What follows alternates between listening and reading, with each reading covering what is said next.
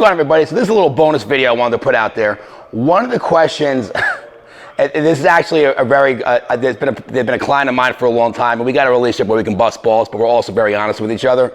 And I've given this person some pretty sarcastically funny feedback too, so it was my turn to get some. But pretty much the question I got from this person and a few other people over the years is, you know, Jay, listen, you're a great trainer, but why are you so fat? Like, what the fuck? Like, you sound like you know what you're talking about. What happened? And I bring up that topic because about, I'm going to say 2 or 3 years ago, I was, I was a heavy powerlifter. That's what I came up with. I was a very overweight kid as I was growing up. I was about probably, I think I was like 275 in like the 5th or the 6th grade. I mean, I was the fat kids made fun of. Like, I was a big kid. Like, you didn't hang out with Jay, you hung out amongst Jay, all right? I can go all day with that shit. And there was a lot of trauma and like emotional issues or whatever that I worked through over the years.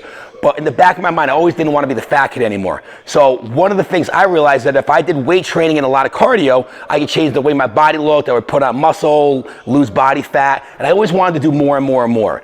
But I never thought I needed to do the stretching aspect of the workout. So I would come in, I would spend 2.5 hours, 3 hours in the gym, weight training, cardio, sometimes double sessions throughout the day, 7 days a week, no days off, because days off are for weaklings, right? I was in my 20s, I was invincible. And it felt great and it worked at the time. But what happened is over those years, I was spending so much time working out, and it wasn't that I was doing the wrong exercises, but I wasn't doing the right exercises to counteract all the good exercises I was doing. And your body's like a scale, right? You got two ends of the scale. If you keep putting weight on one side of the scale but not the other, what happens? You eventually get out of alignment and the scale tips over. So what happened with me, right? Throw this down to the side. So what happened with me is I did a lot of squats, a lot of deadlifts, a lot of legs. I had some of the biggest legs in the gym. That was what I was known for, and I had a phenomenal set of legs, right? I still do, but they're not as big as they used to be. But I was very quad dominant, I was very hip flexor dominant, I was always right here. And then I would do cardio for like an hour a day on top of that. So everything I'm doing, I'm living in my hip flexors, I'm living in my quads. I was shifted over to my right foot to eventually one day my lower back flared up and my back went out. And then about a week later I was good. And then a couple weeks going by and then my back went out again and I was like, oh fuck. And I couldn't move when I was out again, to eventually where I got to the point where if I knew my back was gonna go out, I'd be out for a week at a time, no big deal, to eventually where my back went out and it stayed out. And I was miserable for a good 2 years. If you know any of my clients from back in the day, reach out, they all remember that period of time where I was in the gym, I was still high energy, but you could see the misery on my face. All right, so I had to reshoot half this video because I forgot to put my phone on airplane mode before, so a lot of what was on the original video got chopped off. So I figured I'd go back and just put the rest of it in there. So where we left off in the last part of the video, I just got off a 2-year stint of, not being able to work out because I was in so much pain and misery, like I said a few seconds ago, that I just physically couldn't bring myself to work out. And it brought me to a pretty dark place because, I've been the trainer for 20 years. I'm supposed to be the source, right? I'm supposed to be the guy everybody goes to learn how to lose weight and get in shape. But it got to the point where it was just so painful for me to keep doing that, and I couldn't understand why. So, I pushed through when I could. I did what I could, but it just wasn't enough. I just wasn't getting the results I should have been getting. And, on the outside, you'd never know there was anything wrong. But on the inside, it was starting to affect with me. Till eventually, one day, I came across a couple different concepts, a couple different methods, talked by a couple different people, in particular the guys over at WEC Method over in California. And it changed my whole outlook on as far as how you're working out and the way you do things.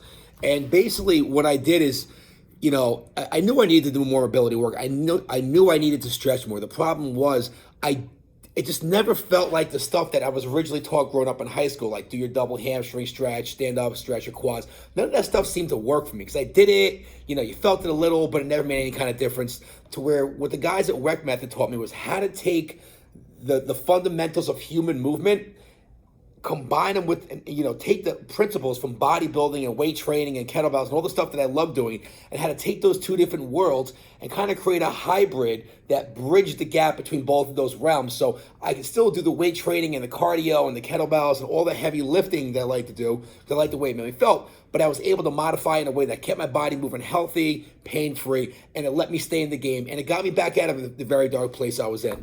So, and what we do with a lot of our training too, with a lot of our clients is, very similar to the same stuff that I had to go through during those 2 years to get myself back in the ball again. Because I make the joke that I've had pretty much every injury under the sun you can have, and it's true.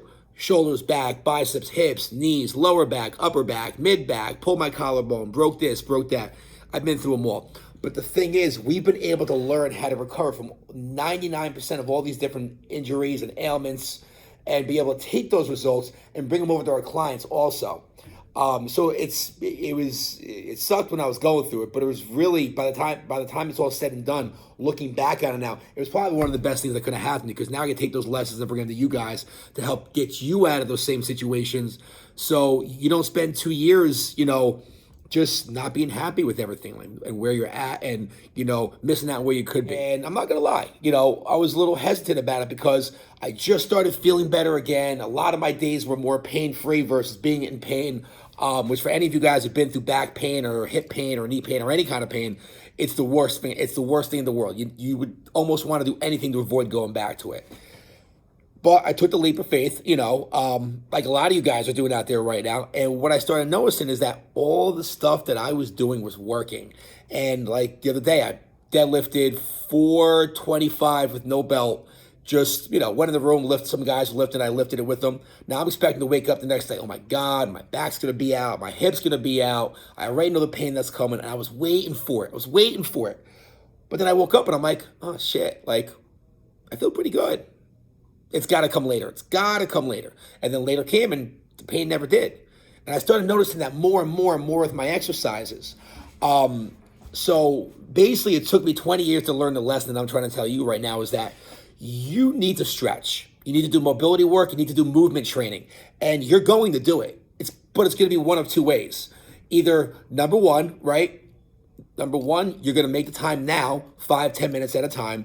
Or number two, your other option is going to be 10 to 15 to 20 years later, where the injuries you've developed over the years are so bad and so pain-ridden that you don't have any choice but to do them.